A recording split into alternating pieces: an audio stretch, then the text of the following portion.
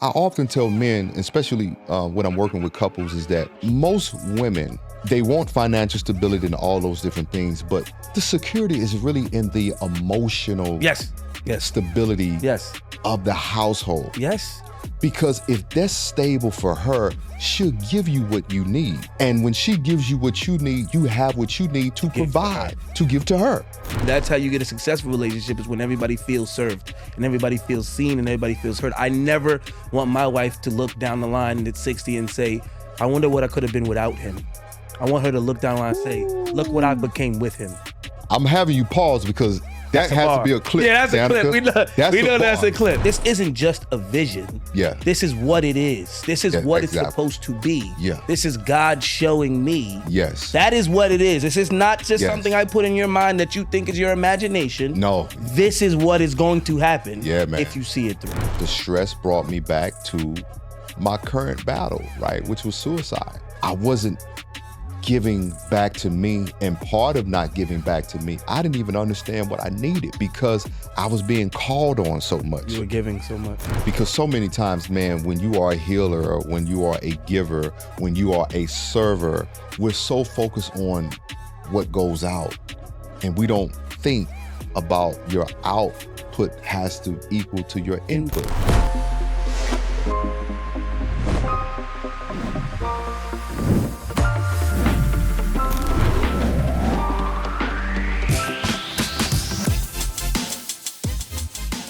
What's good, everybody? It's your guy, JoJo Simmons, and welcome to the For Good podcast, where we focus on the good, never the bad, where we're measured on what we do and not what we have. And today's guest truly embodies that. Dr. J. Barnett is a former NFL player turned mental health therapist, author, and speaker dedicated to helping Black men and communities heal.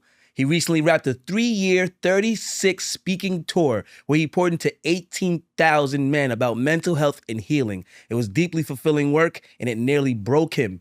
Today, he's sharing what he learned about nervous system, regulation, morning routines, and why the night before might be just as important as how you start your day. What's up, my brother? Man, brother. Thank you for coming on this, my Joe, brother. You know who's gonna do that. We before we get into questions, I know we did something really fun online where, you were in your home and I was in my area. Yeah. And we were able to really patch some stuff together. You had your camera guy, I had my camera guy. Yeah. And we were able to put together some real impactful content, I think, right? Yeah. Especially being that we weren't in the same room. No. I thought it did really well on numbers. Yeah, it did really well, man. Yeah, So, it did really well. Happy for us to sit in person this time, man. and no matter the numbers, I know the impact will always be as high. It's always about impact. Yep. I tell people, man, I'm not I don't really care too much about influence. It's about impact. There we go. There you go. Some influence isn't always positive. And so and I love what you're doing, focusing on the good, because in today's society, man, we have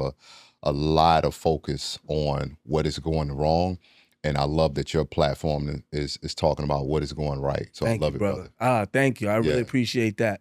Before you make me tear up, let's get into the discussion. Let's start with the Just Heal Bro tour. 3 years, 36 cities, 18,000 men, which is crazy. Yeah. How did this massive undertaking begin, and what was it like to watch men open up in ways they've never had before? Man, a lot of what I do, man, is all really is under the direction of God, man. I can't talk about my work and not include God, because when I wrote the book, Just Heal Bro, I began writing it after the George Floyd incident, and it just dropped in my spirit, like, just heal, bro. And I wrote it down, and it was about a year later when I started to write the book. I went to Panama for like 3 weeks because I wanted to get quiet. I love to get quiet, man, so I can hear, and not just hear myself, but also hear the voice of God. And I started penning this book, man, and about halfway through finishing it, I get a call from my manager that worked with me at the time that we had the tour. And she says, hey, what are you working on? I want to see, if there's some synergy there where we can work together. And I said, I'm working on a book titled Just Heal Bro. And she says, what do you want to do with it? I said, I envision a tour with men. And she said, okay, what are these men doing? I said, these men are coming into this space and they're having an opportunity to open up. They have an opportunity to not only hear my story, but to hear other voices to share.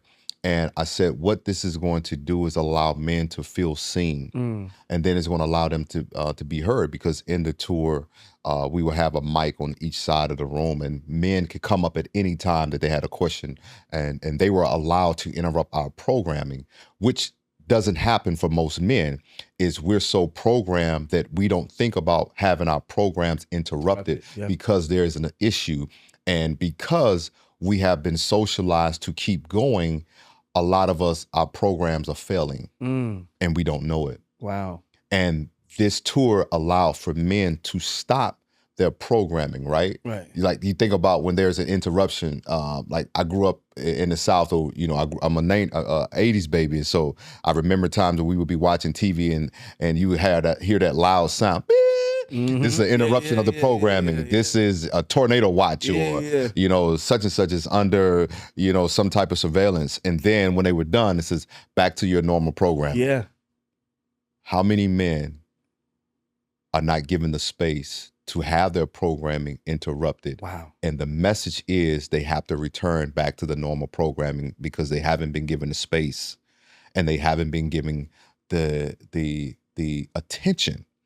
Because in order to feel heard, there has to be attentive space given, meaning that if you're holding space, I also hold your attention.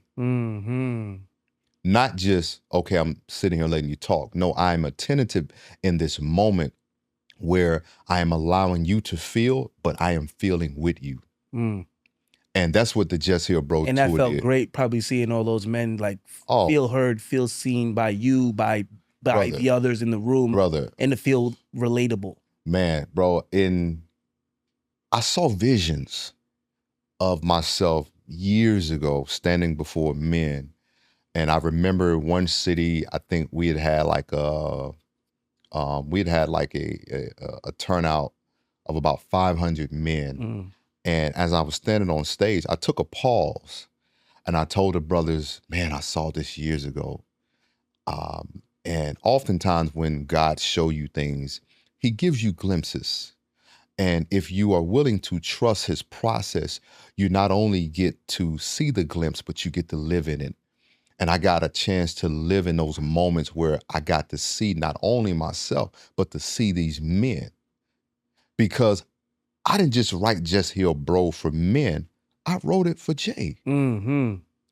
Because as I was healing men, I was still healing. Yes. As I was helping men find their little boy, I was still connecting to my little boy. So the work was so profound and it was so introspective, even in my own life, man, that I'm so humbled by it, man, that it went down in history as the first mental health event, a tour for men. So it's been humbling, man, to just even think like I was on tour for 3 years pouring into men. And I want to put you said something special that I think in any world people should understand, is that you said you saw a glimpse of what you actually got to live, right? You was able to, you saw the vision. Yes. And then the vision played out for you. Yes. That to me was you seeing it through. That part. You saw it through. Yes, sir. And knew this isn't just a vision. Yeah. This is what it is. This is what it's supposed to be. Yeah. This is God showing me. Yes. That is what it is. This is not just something I put in your mind that you think is your imagination. No. This is what is going to happen. Yeah, man. If you see it through. Yeah, man. And you know, it was powerful because, you know, when you hear about the story of Joseph, right, it took him 30 years before he got to the kingdom. You hear about the story of David, it took him about 15 years. You hear about the story of Moses, right, it took him about 40 years. And then you hear about Jesus, right, it took him 30 years, right? I mean, you know, those years, 33 years, but it was also a prophecy being fulfilled as he was working through it. And to really think that with his ministry, that he was able to impact the lives just through his obedience. And my obedience, as you just said, was seeing it through. Because I didn't understand why I was going back to school to get my master's, to become a therapist. You were seeing it through.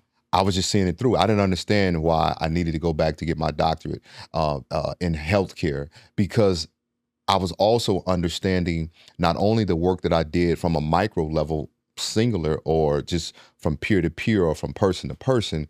God also wanted me to be in these spaces to impact systems. Mm-hmm. Because I now understood micro, I can now impact from a macro level. And then understanding why I needed the credentials, because I didn't just want you to have relatability, I want you to have credibility. It goes back to what you were saying. The things you didn't understand were reprogramming you for Absolutely. what your vision was. Yeah. Right. So I want to talk about, obviously the tour, great. And you talked about the men feeling attended to, and you were giving them this attention. Yeah. You were hearing everybody. Yeah. But I hear that you hit a wall, right? Yeah. And you said when it ended, you didn't care if you ever got on another stage again. Man. Can you walk us through that breaking point? And what did the burnout actually feel like in your body? Like, how did that feel? So what it felt like, man, it felt as if I was wearing a weighted suit that I could not take off. Wow. And not because I was trying to be Superman and I was trying to show up as a savior, but I wasn't taking enough time in between from what I was ingesting. Because our program would last 3 hours, then we would get off stage, and then men are wanting to talk. And I would look up sometimes and I got about a line, about 15 to 20 brothers that are wanting their moment, because now they're open. Then I will go home and I didn't have the best a recovery plan. Yeah. I was dating at the time, and I'm navigating this space because I don't know what I need. Mm-hmm. And sometimes you don't know what you need until you get it. Yes. But if you're with somebody that doesn't really know either, and not really connected mentally, spiritually, and emotionally, and just being physically there, it could be very difficult. And not to blame the person, but I was also navigating these new terrains because every city was different. Some regions, I dealt heavily with men who battle suicide. Right. Some regions, I dealt heavily with men who just wanted to be heard. Mm-hmm. So each region required a part of me that I had to work through. And by the time that I was kind of like, all right, I can breathe, it was time to go back on the road. Yeah. And so after 3 years, man, my body started to fail me. I developed vertigo. And I talk a lot about this in me and my primary care physician talked about this on my pod about I'm 43 and how my health was failing. And I wasn't getting sick, but I wasn't performing at an optimal level. And let's be honest, for every man after the age of 35, your test levels start to drop. Mine's not only just drop, bro, they pretty much vanish. And I was still working out, still moving around, but my body wasn't changing, nothing, bro. And I started to be depressed and not understanding that the depression was coming from low test levels. Right. Because your testosterone is just not your sexual libido. Right. It's your will. Yeah.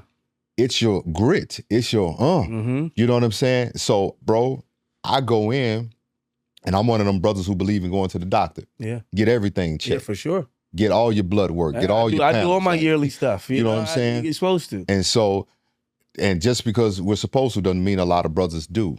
I wasn't always the brother that did, but when you know better, you do better. Exactly. And my knowing better was like, something ain't right in my body. Mm-hmm. Bro, my test levels was 235. Wow. And if you know anything about your body, your test level should be it should be in between 800 and 1200. Wow. Nothing was shaking, bro. And it took me changing my diet. It took me, and I'm sharing this for the first time publicly. I checked myself into institution. Wow.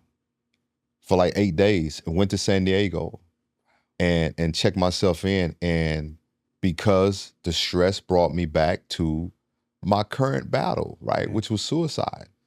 Wow. And you needed to protect your energy. Because I needed to protect my energy, I had to end the relationship of getting to know somebody, because I wasn't giving back to me. And part of not giving back to me, I didn't even understand what I needed because I was being called on so much. You were giving so much. And I had to learn to turn my pour inward. Yeah. Because so many times, man, when you are a healer, or when you are a giver, when you are a server, when you are a planter or a sower, we're so focused on what goes out. And we don't think about your output has to measure equal to your input. Yes. Wow. And what do you put in yourself, man? And so my doctor changed my diet. I got on, and I'm a transparent brother. I'm open book. I got on some natural test boosters, man, because I wanted Nothing to wrong get with it. my test level. You're not on steroids or anything, brother. It's because your testosterone. Yeah, exactly. And then too, You need it, right? Yeah. Right. And then too, I don't want to be on the TRT shot. You're not the 25-year-old taking you're not. And I'm okay TRT, with like, that. because Exactly. they don't need that. Yeah, right? exactly. And so I did my homework. I'm grateful for my trainer, and I gotta, shout out him to Coach Brennis, man. He's a brother in his mid-40s, and I did try TRT, the shots, Mhm. and my body wasn't responding. And I met him. He said, "Brother, get off of that." Mhm. And so him and my PCP was working together, and then he was like, "This is what I need you to take." And he's in his 40s, and he says, "Bro, this is what I want you to do, and we're going to change your diet. This is what's going to work for you as a Black man in your early 40s." And my primary care physician, Dr. Jill, they were so connected. She's like, "No, I love this, and let's take a holistic approach." Because once you start these other synthetic things, you can't stop them. Right. Right. And so there's a way that we can do things naturally. That way you're not losing. And, and I'm happy to say I'm a 43-year-old Black man with a head full of hair, skin glowing, and all those things, because I believe in caring for myself. So that's also part of the community that we need as Black men. Yeah. Is having a physician that care about you, not just as a patient, but as a person. Yeah. Yes. Having a trainer, a nutrition that says, "Hey, you might have you could have ate whatever you want in your 20s and 30s because your body was burning up. Right. But good brother, you can't consume all these carbs in your 40s. Right. So man, I had to deconstruct everything, because let's be honest, nobody talks about their 40s. I've never heard brothers talk about aging. Right. I've heard brothers talk about, as they age, who they were, right, but not who they are. Right. So we don't hear the stories. And I wasn't a brother that was ready to give up in my 40s. I'm like, I'm just getting started. Yeah. So I want to figure out how to do it and how to do it well. Right. I love that. So I guess you would say that was, this next question, it was going to be, how did you protect your energy? Because, you speak about the line of 15 to 20 men after the 3 hours, right? And you just truly never knew if somebody was on the ledge of just, and you wanted to make sure that you were there to make sure that they didn't jump off that ledge. Man. So how did you protect this? Is that a way that you protected your energy when you finally said, I have to take a break and go figure all this stuff out? Bro, I had to, because I'm going to be honest. I never forget, there was a brother standing in line, and when he came up, he just cried. Wow. He needed it. And he just hugged me, and he says, "Man, I was hoping I got to talk to you, man." And I just held him, and he stood back. He says, "Bro, before I came here, man, tonight, somebody sent your flyer," and he said, "Bro, I've been planning my suicide, man." And he says, "Bro, I'm just so tired. I'm so worn down." He said, "I feel like I have nothing else to give." And he said, coming here tonight, man, it gave me that spark to feel like I can go on. And he said, "I don't know what that looks like," but he says, "Bro, hearing your testimony, hearing your story, and to see the way you poured into us tonight, man, thank you." And feeling that and hearing that, man, I said, this is why I have to stay over. And I have to be open to take it on. And it was interesting that when I look back, that I did the same thing and not any way comparing myself to Jesus.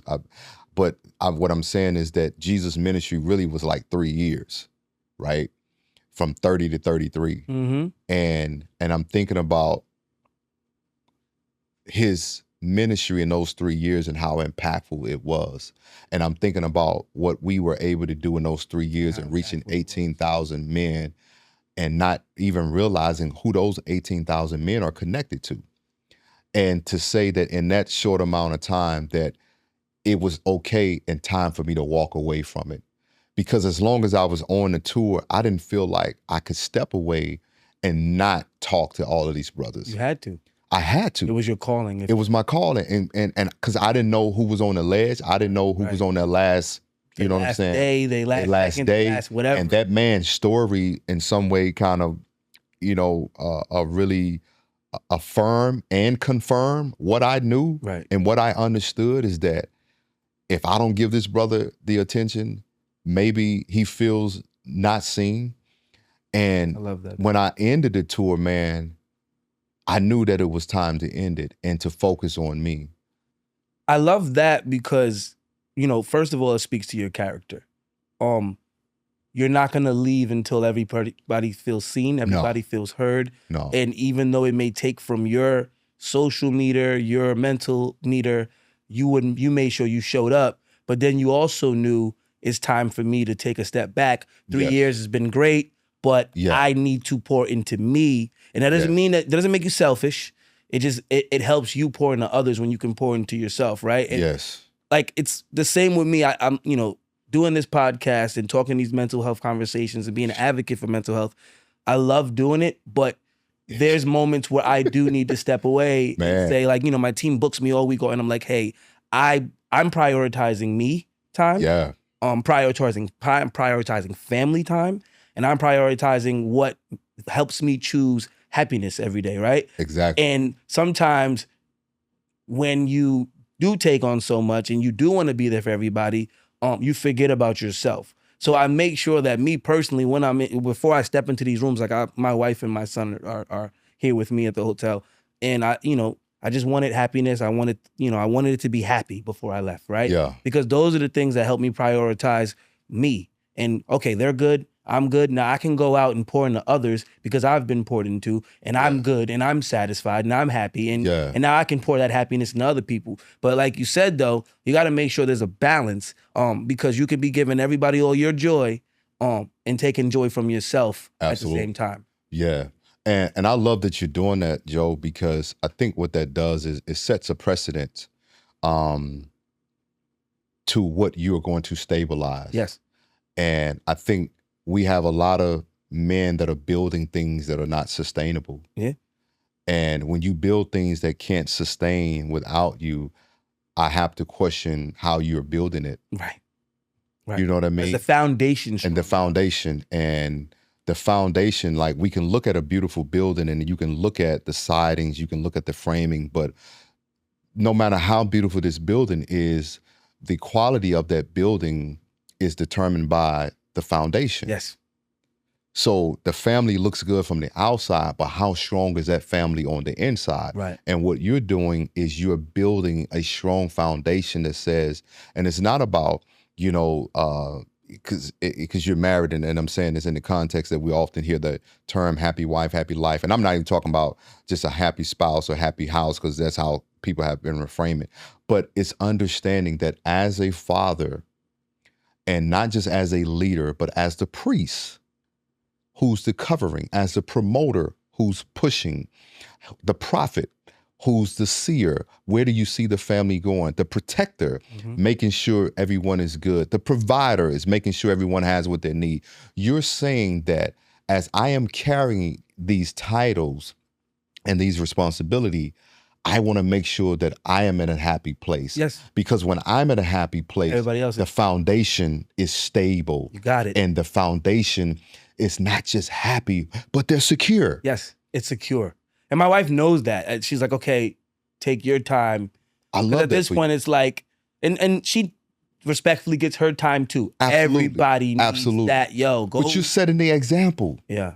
You know what I mean? Yeah. And because I often tell men, especially when I'm working with couples, is that most women, they want financial stability and all those different things, but the security is really in the emotional Yes. stability Yes. of the household. Yes. Because if that's stable for her, she'll give you what you need. And when she gives you what you need, you have what you need to provide, to give to her. This is what I'm trying to teach people. Man, it's a teamwork thing, bro. It's like thing, you man. pour into me, I pour into you, we pour into each other, and then we pour into the kids. And we pour into the kids. And then what we get from the kids is a reflection of who we are. So it's funny. I told my wife this the other day. I said, what we put into the house is what comes out of the house. Absolutely. So I'm very intentional on what's in our refrigerator. I'm very intentional on what my kids see. Dad and mom go to the gym every day? Yes. Yes. You want a snack? You're probably going to see fruits and veggies. Yeah, there's going to be chips. There's going to be cookies here and there. But I'm big on being the provider, me being the man, me being the I don't want to call myself the captain, but many would say the provider's the captain. It is on the man that provides and runs his house to put the proper things in place in his home for it to be a successful home.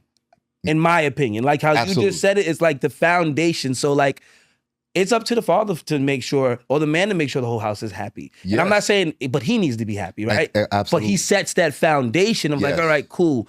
I'm eating healthy, you're eating healthy.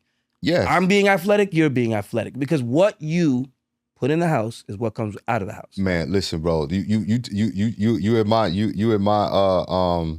You're in my field now, man, because I love to talk about families and I love to talk about how we build families to not, because when I was in private practice, I saw so many good men and good women that they were good individually, but they didn't know how to be good together. Mm-hmm.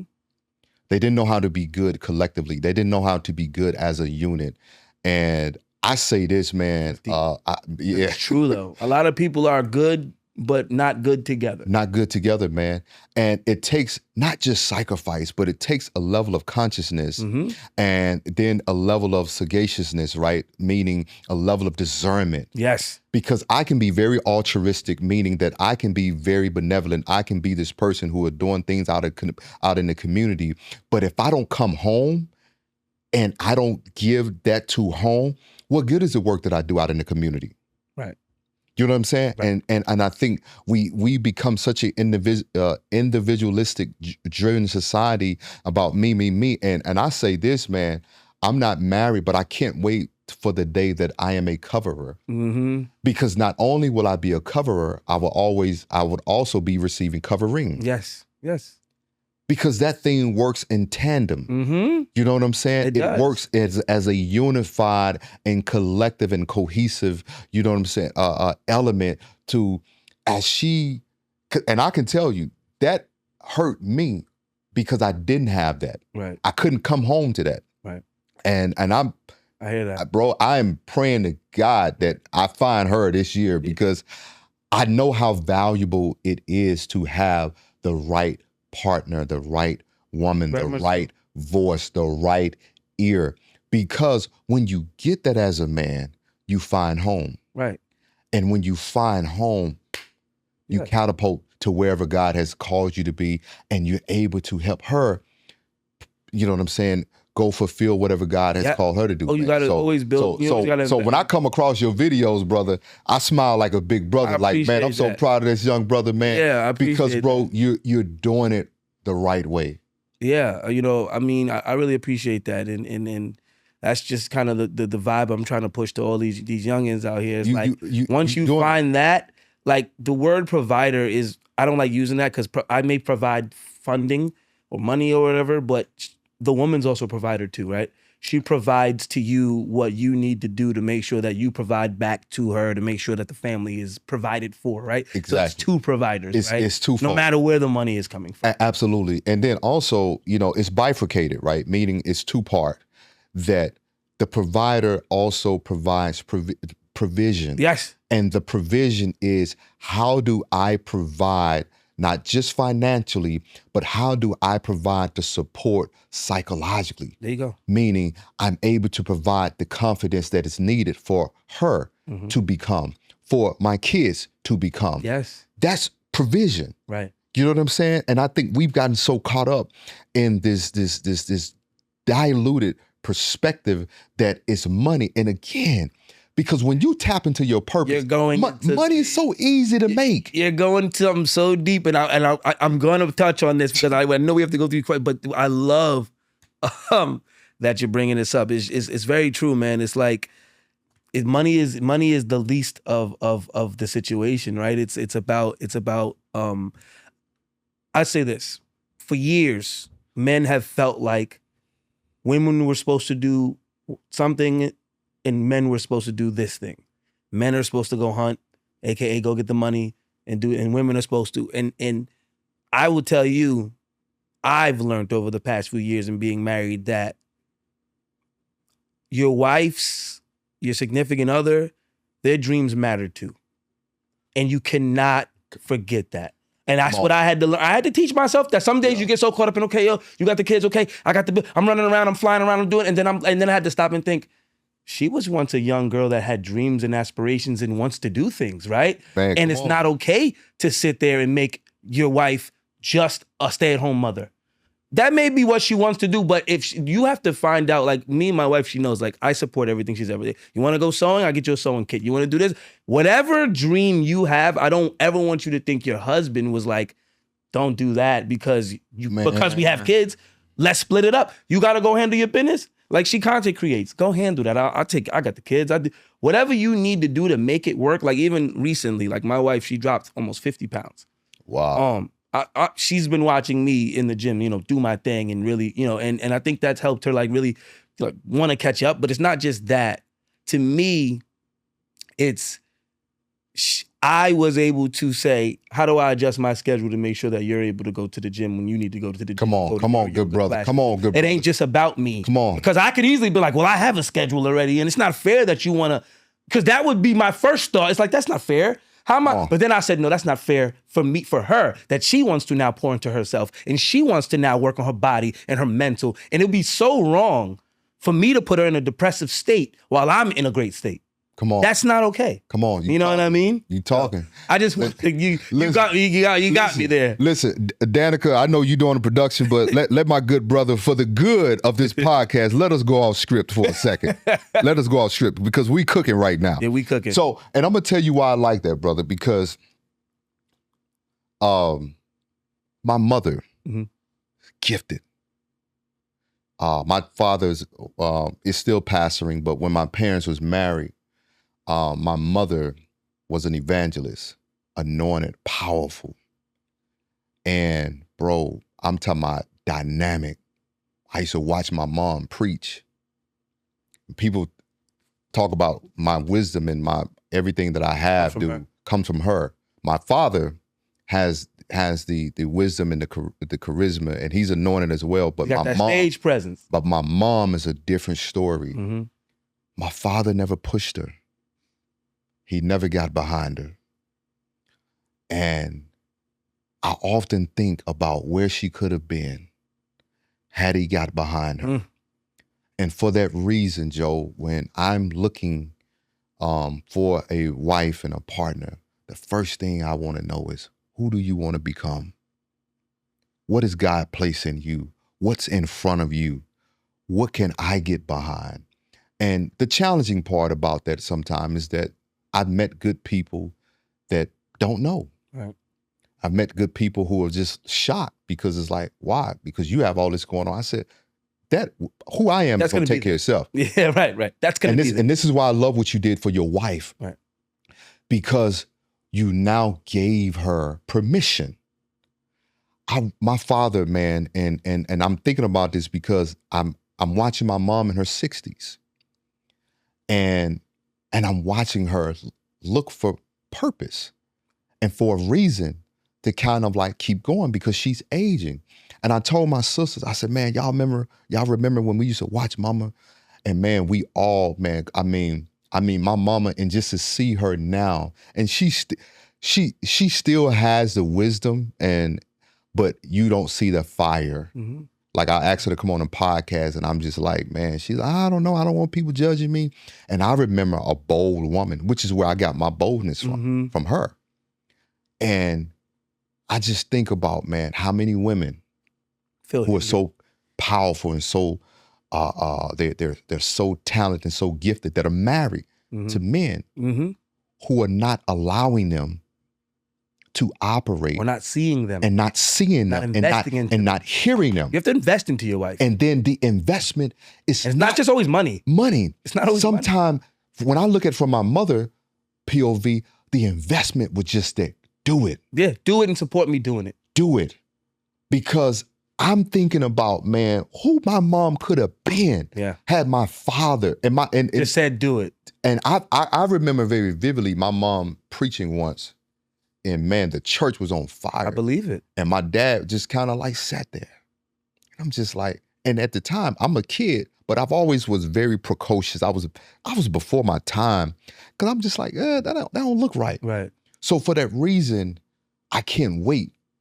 And I just told I just told CJ, my producer, man, my good brother, I said, bro, I cannot wait for the day that I'm sitting in the audience or whatever my wife chooses to do, whether that's business, whether that's speaking, and to be a teammate and said, tell her, baby, I got your videos, I got your bag, I got the books, I got the clothes, I got the flowers or whatever it is that you need. Because here is the thing, when you understand who you are as a true man of God, you understand that you came to serve and not to be served. But in serving her, she's able to feel secure enough to there you go. To serve That's you. how you get a happy relationship. That's a bar, CJ. Right? That's how you get, but that's how you get a happy relationship. You know what I mean? That's how you get a successful relationship, is when everybody feels served and everybody feels seen and everybody feels heard. I never want my wife to look down the line at 60 and say, I wonder what I could have been without him. I want her to look down the line and say, look what I became with him. That's what I want. Pause.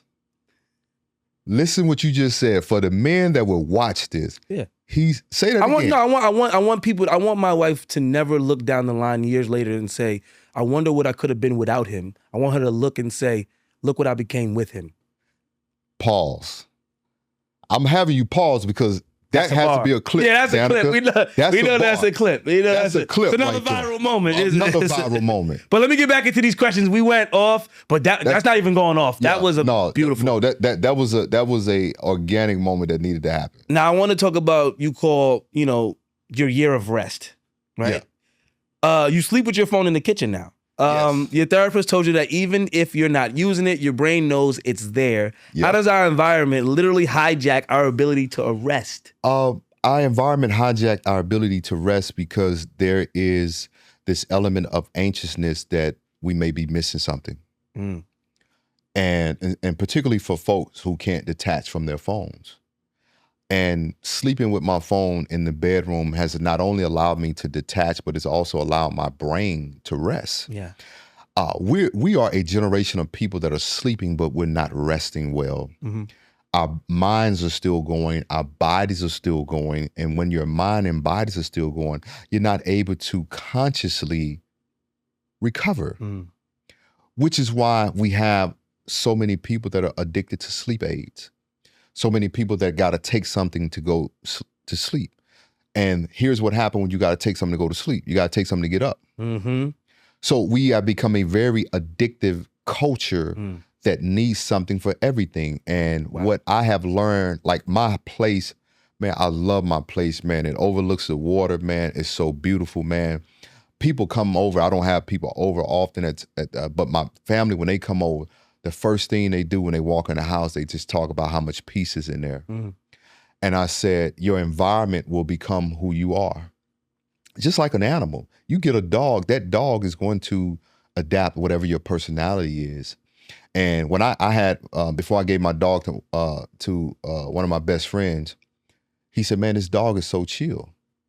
I said, because the dog took on my personality. When I come out of what I do, I want to walk into respite. Yeah. I want to walk into a place where it provides the life back into me, which is why I love flowers and I have to have flowers in my home. Because if you can't be replenished in your home, where will you be replenished at? I don't want to be replenished in a strip club. I don't want to be replenished through alcohol. I don't want to have to roll up and smoke, and nothing Right. against, Yeah. people who smoke, like none of those things. But for me, It's for I want my place, my environment, my home, my to space feel. and to give me what I need, because we have become such a culture that tries to manufacture peace. Yeah. And what I did is took the time to build the peace and develop that peace In your in me. So I have to go here because this is the preacher boy in me. What I love about when Jesus says to the disciples, let's get in the boat and go to the other side. He already declared where they were going. So what that tells me is that in the context of where they were going, no matter what was happening, they was going to what? The other side. And knowing that they were going to the other side, because he'd already declared that, he grabbed the pillow, and this is me saying he grabbed the pillow because the scripture said he laid down and went to sleep. He didn't think about the circumstance. He didn't think about the factors. He did not think about the environment. Go to the other side. He said, we're going to the other side, so I'm going to rest.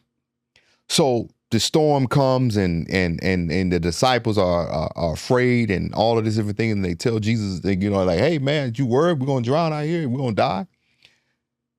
He wakes up and he says, peace, be still.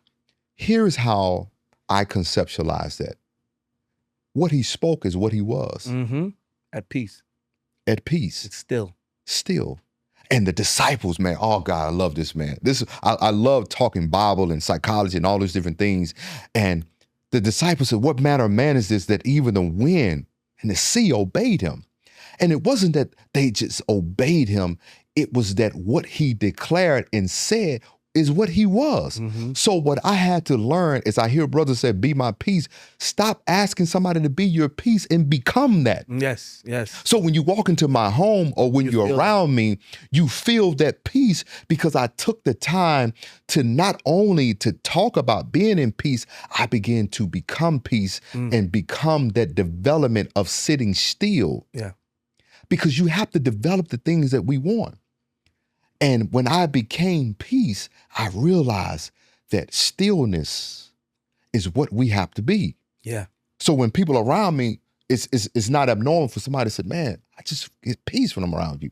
Man, I just feel, and that is what my therapist allowed me to discover when I stopped the tour. Because as long as you're in motion, you can't be still. You can't be still. You can't be at peace. And to really get a full picture, to get an understanding of the full picture, sometimes you got to come out of the frame to see the full picture. And to come out of the frame means you got to remove yourself, and removing myself was ending the tour so I can get out of motion and be still and see. I love that. Wow. So what else do you do the night before to prepare for the stillness? Besides putting your phone in the kitchen, is there any other steps you take for anybody out there? It's like, how do I really rest? How do I prepare myself for that rest? Man, when you think about somebody I have a few friends that are chefs, and a really good chef understands the value of prep. How do you prep? That's true. It's true. Like it's all in the prep, and how I prepare is prep. I prep my way into the bedroom, right? Because when I walk in my bedroom, I say to myself, whatever I haven't done, whatever I haven't taken care of, whatever things that have not been closed out, whatever things are still open, they don't come in my bedroom because I gotta rest. I gotta shut my mind off. The enemy is not taking men out because we can't and we're incapable. He's taking us out because we're exhausted here. If this becomes exhausted, you become overwhelmed, you become over anxious, you become tired, you lose your will to fight. And when you lose your will to fight, you become hopeless. And there's nothing more dangerous than a man who doesn't have any hope. So my preparation is that I begin to not only shut down my mind, I begin to shut down the space. How I shut down the space is everything has to just ease. I don't just go to bed. I ease into the room. I'll light candles, and I got a playlist, man, and it's just and then that. when I walk in my bedroom, I have an ocean's sound that plays all throughout the day. So sometime I'm working from home, and if I gotta go in the bedroom, I just hear that ocean sound, man. And it's a reminder that, hey, whatever's going on when you step in here, even if it's just a brief second to grab something, Peace. peace. I wish I should teach my kids that. And I'd you- hear those water sounds, and 3 minutes later, I say, "Dad, I'm hungry." But no, yeah. but I love that you have created peace in every space for you to become peace, right? Yes, And I think that's important, and I think that's why a lot of people do feel peaceful around you, because you have become peace. You didn't find peace; you've became the peace. Come on, Which is important. Which I think a lot of people understand that. And what you said something super important is you can't be at peace if you're in motion, right? Like, relax for a minute, sit down, adjust. Like, I think I do want to try putting my phone in the kitchen. Maybe my wife and I would try that. But similar at night, at like after like 9-10, phone's on silent. It's going flipped upside down. I'm not looking at it. Yep. And my wife and I are either watching a movie together or Yeah. or we're talking about something, or whatever. It's something else, because I think it's very important to shut that off, right? Yeah, exactly. Because the world doesn't stop. Right. So since the world doesn't stop, we have to learn how to Stop. find Yeah. our own pace in it. You got to learn. Yeah, it reminds me of sports, where like the best players are the ones that find their pace, and that's when they're in the best like bag. Is like I listen to NBA, and it's like, oh, he's controlling the game. He's controlling the pace of the Yes. game, and that's why he can get to his spot. He can Yes. do what he wants. Yes. Because he's learned how to control the pace. Yes. So you got to control the pace. Man, which is what my new book is about, man. We will get into that. Yeah. But you talk about delaying turning on the switch. Most people wake up and immediately grab their phone. Yeah. What happens in your nervous system when you do that versus when you ease into the day? When you ease into the day, man, you doesn't allow your nervous system to be hyperactive. Right. And we live in a world where we're overly stimulated. Yeah. Overly stimulated. Like when I come to New York, I have to prepare myself because there's so much. It's an overly stimulating city. Yeah, it's an overly stimulating city. Yeah. And if you're somebody who is in a sort of zone of pace and flow, this can kind of run your nervous system into a very uncomfortable space. And I think allowing your day or your body to ease into something, man, it allows you to not only have control, but allows you to find the controls. Yeah. So it's almost like if you were balancing the sound of something, you would have to balance the control buttons, right? And the control buttons is, okay, how do I adjust the settings? Yeah. And adjusting the settings looks different for everyone. How I would adjust the settings is that I can't wake up to a lot of noise. Like it has to be kind of still. So even when my nieces and nephews stay over, like everyone knows how I get up, right? I gotta get up before everybody. And I have to get up before everybody because I know that's the quietest time of the day. Me too. And when I get up, it allows me to already start in stillness. So when they wake up and it gets to moving, I'm already in a flow to sort of embrace whatever they, because it's just they're kids. So they're going to wake up asking for food. They're going to wake up everything. talking. My wife wants me to go to the supermarket. I'm going to, I love that. And for a guy like me who still, I deal with it, and I'm sure the world does. Although I'll ignore my phone at night, I do wake up first thing. I'm so on the move. It's right on the phone. It's either the Instagram, the email, the text message, somebody contacted me, or I'm trying to figure out a deal. Yeah. I'm one of those guys. I feel like I truly never switch off. So I want you to, for a guy like me and guys like me, can you walk us through your actual morning routine?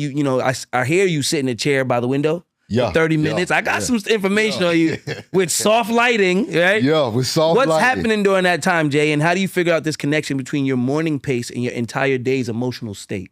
Man, so I have a chair that sits by the window. I love windows. And there's like a little lamp that that's sort of it's like a lamp you could set a candle under. Yep. And you don't have to turn the candle on, but the heat of the lamp will cause the aroma of the candle to sort of, saturate the room. And I'll turn that light on, man, and it's just enough light to wake you up. and not a light to just be like, get up. Right. Because waking up and getting up is two different things, right? I think there's a process of waking up, right? Getting up can be so abrupt and so like, intense. And as I'm sitting in that chair, man, I love to just thank God. And I take a deep breath, man, because I want to feel the air in my lungs. And I'll just how I'm sitting here, I'll sit down and I'll go, Right. man, thank you, Jesus, for another day. Yeah. And I'll just sit there, man. I'll sit there. I'll just think. I'll think a lot about, I reflect a lot on my childhood. And I love to think about how far I've come. I love that. You hear the old folks said,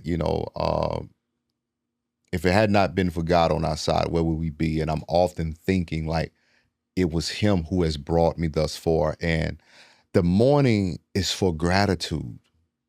Right. I'm not asking. I'm appreciating. I'm thanking. I never ask. I'm expressing the graciousness that he bestows on us, man, because what I love, man, is that even when we're not faithful, he's yet faithful. And I love to sit in that, man, because he doesn't have to. That's what people don't realize. He doesn't have to. Because again, to understand my testimony is why I have to sit still. Yeah. I'm a 2-time suicide survivor. Right. This amount of stories of people that reach out to me that my son took his life, my husband took his life, my daughter took their life.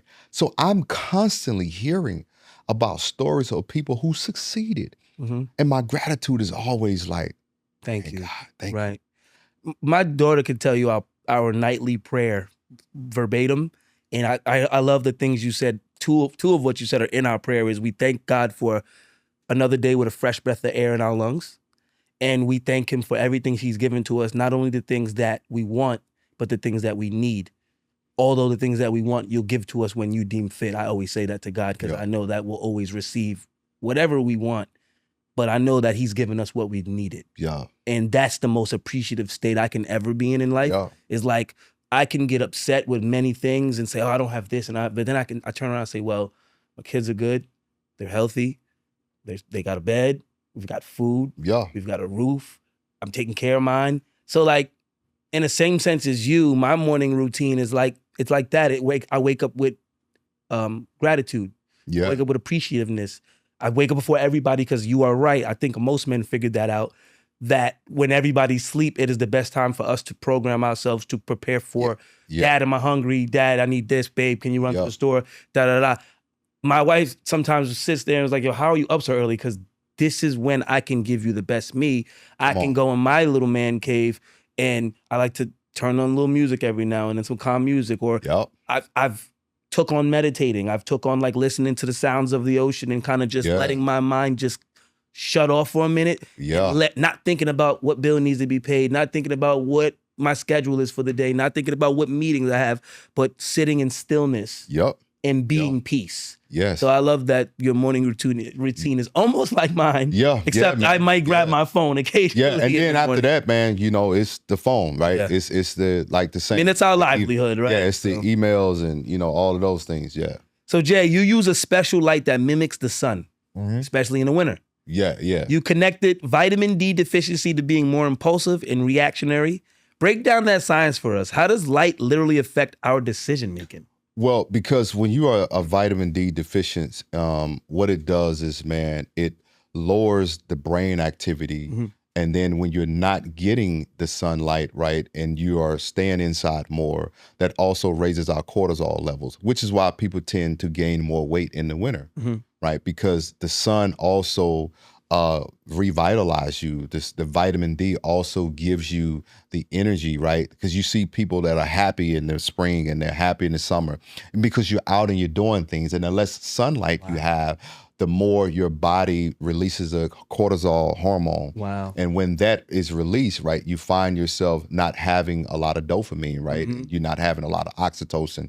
And then two, people are more isolated, which is where you get your serotonin, right? When you have that connectivity from people that you're connected to. And this is why, the winter, especially if people are not married, man. Which is why everybody in September is talking about, right? Who you cuffing, and you know what I'm saying. It's cuffing season, because to go through those seasons, man, alone, man, is a detriment not only to your physical but even psychological. So, I have a light, man, that sort of mimics the sun, particularly in winter months. Right, we don't have as much sunlight, and I live in Dallas, and so. Last year, man, for some reason, we had a lot of sun, but I've lived in Atlanta, and I played ball in some cold states, and so that whole sort of depression and going through my brain just froze, but going through sad seasonal affective disorder, that seasonal depression, that's a real thing. And it's not a real thing just because, but you're vitamin D deficient. My wife brought it up to me one day. Yeah. She said, I feel more depressive or sad in the winter months than I feel in the summer. She's like, maybe it's the weather. And then it makes sense. Weather, You're getting sad. Less of the vitamin. And that's the name of it, SAD, seasonal affective disorder. Wow. And so, it's a real thing, man. And I often, man, like when I work with clients that live in the Midwest or live in the eastern states, man, I tell them, man, get this light, and then if you don't have a light, try as much as you possibly can, get some type of daylight, because the days are shorter in the winter. So it's so important and vital, man, to us to understand our bodies. And I understand, like in the fall, bro. Like I'm outside all the time in the fall because I already know what's gonna happen in the winter. Yeah. You know what I mean? So the days are shorter. Yeah. And the sun is going down like at 4:30 here on the East Coast, like 5:30, in other states, man. And bro, to look at the time and it be pitch black outside and it's 6:15, it's depressing. Yeah, it is. It's depressing. Yeah. And so you like, dang, it's dark outside, so you start eating. Mm-hmm. You watching some TV, you look up, you don't watch the show, it's like, dang, it's just 7:30. Yeah. So it's like, yo, let's grab a pizza. You know what I mean? And you look up, you know what I'm saying? By January, man, you put on about 30 pounds. And then you get to the spring and you don't feel confident enough to be outside because you don't put on a lot of weight. Yeah. So that drives you into a deeper depression. Yeah. And then summer's around the corner and you'll look up, man, about 2 years ago and you put on 60 pounds. Wow. It's true though. It's exactly how that cycle Exactly how that cycle happens. Yeah. So, man, we touched on a lot today. So as we wrap up, for someone who's listening and wants to completely revamp how they start their day, what's the first change you recommend? And what would you say to someone who thinks morning stillness is a luxury they can't afford? Single parents, people working multiple jobs, caregivers. Not sitting still is also the crisis that you won't be able to afford either. Mm-hmm. Wow. That's the way you close it out. I don't think he needs to explain nothing. Like, say that one more time, please. Not sitting still would be the crisis that you can't afford either. So you can definitely afford to sit still. Absolutely. Because you won't be able to keep on doing what you're doing if you don't sit still, you know? No, and it is here's the thing, man. It is a misnomer to think that you can live this life and not have a structure around your wellness. Mm-hmm. So it is a misnomer to think that you're going to have drive all the time. And if you don't have the structure or the infrastructure in place on how to give yourself the care of what you need, you won't make it. Yeah. We have people burning out, people opting out of life because they feel like, man, I don't have enough. And here's the truth of the matter. The world is not going to slow down. Ever. This is why we have to give ourselves the things that we need for us. To control the pace. To control the pace. I think the overview of this is sit still. Yeah. Become peace. Yeah. And control the pace of your life. Control the pace, man. Thank you, everybody. This is your guy, JoJo Simmons, my brother, Dr. J. Barnett. I appreciate you coming out and getting deep with me as we always do. Yeah. Tune in next episode to the For Good podcast, where we focus on the good, never the bad, where we're measured on what we do and not what we have. Till next time, peace.